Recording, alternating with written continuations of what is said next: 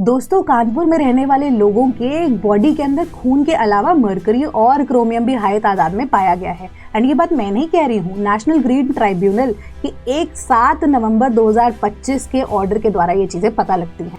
अब एक study conduct कराई गई जिसके अकॉर्डिंगली ये देखा जा रहा था कि ब्लड सैंपल्स लिए जा रहे हैं कि एक्चुअली में टॉक्सिसिटी लेवल्स क्या है।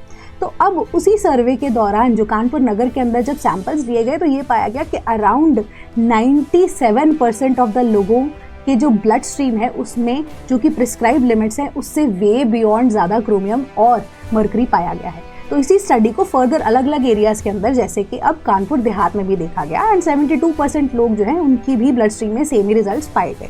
अब बात होती है विद रिस्पेक्ट टू फतेहपुर, वहाँ पर 86% लोगों की ब्लड स्ट्रीम में same he kind of result आए। तो इसके बाद एनजीटी ने इस प्रॉब्लम की जड़ पे जाने की कोशिश की।